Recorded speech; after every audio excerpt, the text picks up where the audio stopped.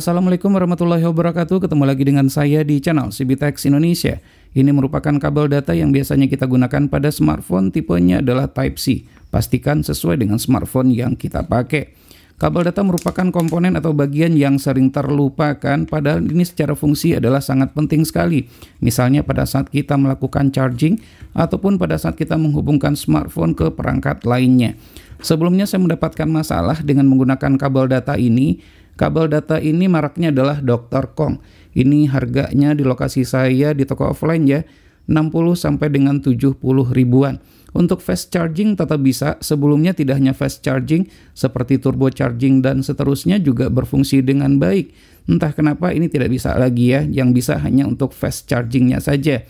Menggunakan adaptor, ini adaptornya spesifikasinya adalah 33 watt, 3,3 ampere. Dan yang ini adalah 27 watt. Jadi ini tidak bisa lagi ya sampai ke quick charging ataupun misalnya adalah turbo charging. Ya mungkin dikarenakan ampernya yang kurang, maksimum ini ya ampernya kalau saya tidak salah hanya 2 ampere saja. Namun sekali lagi sebelumnya adalah bisa. Akhirnya saya mencoba untuk mencari kabel data yang lain, ini harganya cukup terjangkau. Ini kemarin saya mendapatkannya di harga 60 ribuan ya, sementara yang ini adalah di harga 50 ribuan. Sengaja untuk mencari atau membeli 2 buah agar bisa untuk dikomparasi. Ini pembelian dari luar negeri, sementara ini adalah pembelian dari seller dalam negeri. Yang pertama kita lihat dulu yang ini ya, USAMS. Tipenya adalah US SJ544. Ini maksimum adalah 6 ampere ya, bisa ya untuk 6 ampere. Nah, secara kotaknya adalah seperti yang terlihat di sini, ada displaynya untuk daya yang terpakai. Kemudian di sini juga ada keterangan ya 6 ampere. Nah, dari spesifikasi bisa kita baca pada bagian ini, di mana untuk materialnya ini terbuat dari zinc alloy, kemudian braided cable. Output adalah 6 ampere seperti yang saya sebutkan tadi. Sementara yang ini saya nggak tahu nih.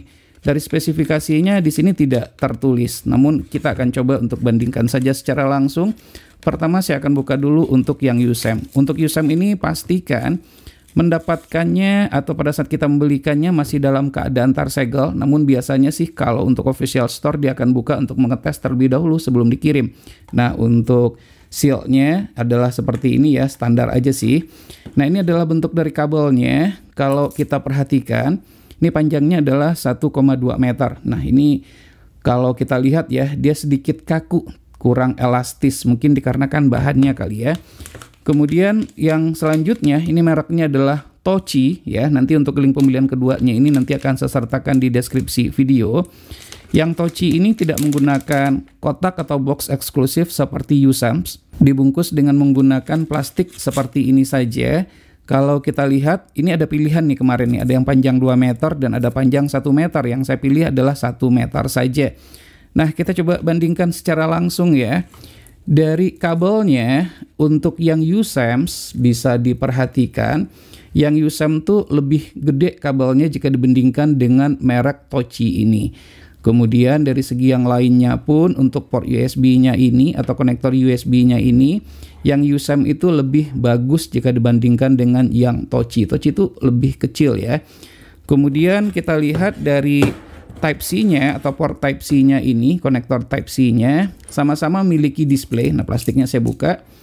Nah, ini sama-sama memiliki display. Nah, displaynya adalah seperti ini. Keterangannya di sini sama-sama mendukung sampai dengan 6 ampere. Namun untuk displaynya yang USAMS itu jauh lebih gede, jauh lebih bagus, dan jauh lebih jelas jika dibandingkan dengan merek Tochi ini. Nah, kemudian untuk yang Tochi, dia lebih elastis jika dibandingkan dengan merek USAMS. Nah, mungkin ini kabelnya kurang bagus, mungkin saja ini serabut kali ya, saya juga nggak tahu. Yang jelas ini bahannya disebutkan tadi adalah zinc alloy.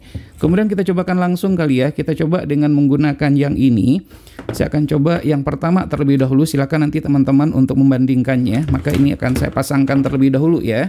Nah, di sini ada muncul displaynya. Kalau kita perhatikan untuk fitur yang lain misalnya ya, kita coba lihat. Kalau untuk fiturnya ini yang tadinya tidak bisa untuk fast charging bisa ya dengan menggunakan kabel yang sebelumnya. Namun kalau seandainya untuk turbo charging nggak bisa. Nah, kemudian kelihatan ya, di sini tuh ada real dari daya yang terpakai tuh seperti ini ya.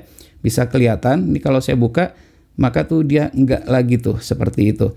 Nah, ini kalau seandainya terpasang adalah seperti ini. Oke, bisa dilihat di sini.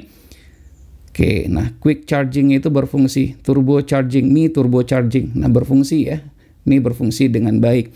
Nah, kemudian yang kedua, nah secara display bisa diperhatikan terlebih dahulu. Nah, displaynya kecil saja. Kalau di saya sih kurang jelas kalau saya perhatikan. Kemudian kita cobakan dengan kabel yang kedua. Nah, kabel yang kedua ini dia tuh lebih tebal, lebih gede. Saya akan coba pasangkan dulu. Secara display dia lebih jelas, kemudian berfungsi dengan baik juga untuk turbo chargingnya. Nah, ini ya. Nah, ini untuk displaynya jauh lebih jelas. Ini adalah pemakaian watt secara real time. Bisa dilihat itu pada displaynya. Wattnya kelihatan langsung. Oke.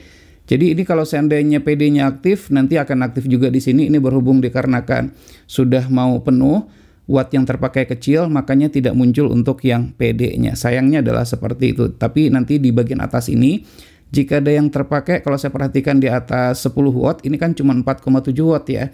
Nanti tuh PD-nya akan muncul di atas tulisan watt ini atau W ini, seperti itu. Jadi kalau seandainya disuruh untuk memilih di antara kedua kabel ini, maka saya lebih menganjurkan atau mereferensikan untuk menggunakan yang USEMS.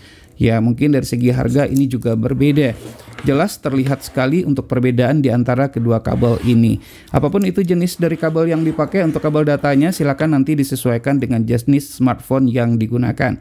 Baik, demikianlah video review singkat ini. Semoga saja bermanfaat. Jangan lupa untuk terus mensupport channel ini cukup dengan cara subscribe, share ke teman-temannya, dan tekan lonceng agar selalu mendapatkan notifikasi video terbaru. Terima kasih, sampai ketemu lagi di video berikutnya.